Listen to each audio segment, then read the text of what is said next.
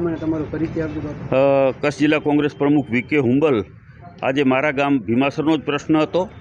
ભીમાસર ગામથી Varsamedi Wales company છે એ વીજ લાઈન 200 કેવીની કાઢવાની તૈયારી કરે છે, જેને યોગ્ય વળતર આપ્યા સિવાય પોલીસ તંત્રનો દુરુપયોગ કરી, પોલીસ તંત્રનો બંદોબસ્ત રાખી અને ખેડૂતોને મામૂલી વળતર ચૂકવી અને લાઈનો કાઢવા માંગે છે. જેના માટે આજે અમે કલેક્ટર સાહેબે આજે મુદત હતી 1/7 કલેક્ટર સાહેબે ખેડૂતોને સાંભળ્યા છે અને ખેડૂતોની રજૂઆત એ છે કે ત્યાંની બજાર ભાવ અલગ છે, ઔદ્યોગિક વિસ્તાર છે એટલે ખૂબ ઊંચા બજાર ભાવ છે ને સરકારની જે કમિટી છે લેન્ડ કમિટી એને પણ અગાઉ 2018માં મારા ગામમાં 3400 રૂપિયા ભાવ પર ચોરસ મીટર નક્કી કર્યો છે.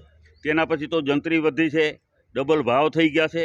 એટલા માટે અમે કલેક્ટર સાહેબનું ધ્યાન દોર્યું કે વાસ્તવિક ત્યાં અત્યારે બજાર ભાવ છે એ ચાલતી કિંમત પ્રમાણે વેલ્યુ નક્કી થાય અને ખેડૂતોને પૂરતું વળતર મળે. તો વેલ્સપન કંપનીવાળા સત્તાનો દુરુપયોગ કરી, વહીવટીતંત્રનો દુરુપયોગ કરી, પોલીસ તંત્રનો દુરુપયોગ કરી ખેડૂતોને ડરાવે છે, ધમકાવે છે. પરંતુ ખેડૂતો કોઈને તાબે થવાના નથી. અમે લડી લેવાના મૂડમાં છીએ. યોગ્ય વળતર જો વેલ્સપન નહીં આપે તો અમે કોઈ પણ ભોગે એને વીજ લાઈન કાઢવા દેશું નહીં. અત્યારે એક વેલ્સપન કંપની સરકારી જમીન ઉપર પણ સરકારને મંજૂરી વગર, સરકારને કોઈ પણ રકમ ભર્યા વગર આજે ટાવર ઊભો કરી રહ્યા છે. એના માટે પણ અમે કલેક્ટર સાહેબને રજૂઆત કરી છે. તાત્કાલિક ધોરણે કલેક્ટર શ્રી આના માટે થઈ અને આ કામ અટકાવે અને જ્યાં સુધી સરકારને પૈસા ભરે નહીં સરકારી જમીનના, ત્યાં સુધી વીજ ટાવર એને ઊભો કરવા આપે નહીં. બીજી વાત કે વરસામેડી ગામના ખેડૂતો અંજાર પોલીસ સ્ટેશનમાં રજૂઆત કરવા ગયા કે સરકાર પંચાયતની મંજૂરી વગર ને સરકારી મંજૂરી વગર વેલ્સપન કંપની ટાવર ઊભા કરી રહી છે, તાત્કાલિક અટકાવવામાં આવે અને અમને ધમકી આપે છે. તો ત્યાંના પોલીસ પીઆઈ હોય કે પછી પોલીસ સબ ઇન્સ્પેક્ટર હોય, જે હોય તે પીએસઆઈ હોય કે પીઆઈ હોય, એને એવું કીધું કે તમે માથા ફોડાવીને આવો તો અમે તમારી ફરિયાદ લઈએ. તમારું માથા ઉપર લોહી રેડાતું હોય, તમને લાગ્યું હોય, વેલ્સપન કંપની તમને માર્યા હોય, એના પછી અમે તમારી ફરિયાદ લઈ. વિચાર કરો કે સરકારી જમીનનો આ લોકો દુરુપયોગ કરી રહ્યા છે ત્યારે કેવો જવાબ પોલીસ તંત્ર આપે.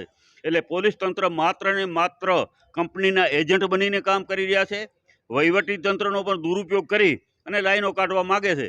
પરંતુ ભીમાસર, અજાપર, પસવારિયા અને વરસામેડી ગામના ખેડૂતો સાથે રહી અને ખેડૂતોને પૂરતું ને યોગ્ય વળતર મળે એના માટેના અમારા પ્રયાસો રહેશે. અને જ્યાં સુધી યોગ્ય વળતર નહીં મળે ત્યાં સુધી અમે વીજ લાઈન કોઈ પણ સંજોગોમાં કાઢવા દેશું નહીં.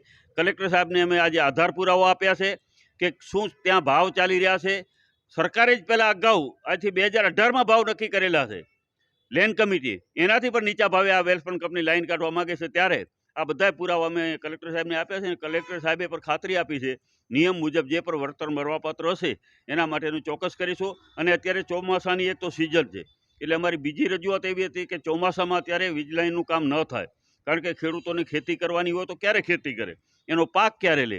એટલે અત્યારે 4 મહિના સુધી તો આ લાઈન બાબતે કોઈ કાર્યવાહી કરવામાં ના આવે અને અમે આગળની મુદત છે એ ચોમાસા પછી આપવામાં આવે, કારણ કે અમે બધા ખેડૂતો છીએ અને અમે અત્યારે ખેતી કામમાં લાગેલા હોઈએ ત્યારે અહીંયા વારંવાર ક્યાં મુદતે આવવું. એટલા માટે અમારી રજૂઆતને માંગણી હતી કે ચોમાસા પછી અમને મુદત આપવામાં આવે. આને માટે થઈને આ જુઓ આટલી મોટી સંખ્યામાં હજી 50% ખેડૂતો તો અહીંયાથી નીકળી ગયા છે, પરંતુ ખેડૂતોમાં ખૂબ આક્રોશ છે, રોષ છે અને માત્ર એટલી જ એમની વ્યાજબી માંગણી છે કે યોગ્ય વળતર આપ્યા વગર કોઈ પણ લાઈન આમાંથી ન નીકળે. એની રજૂઆત આજે અમે કલેક્ટરશ્રીને કરવા આવ્યા હતા.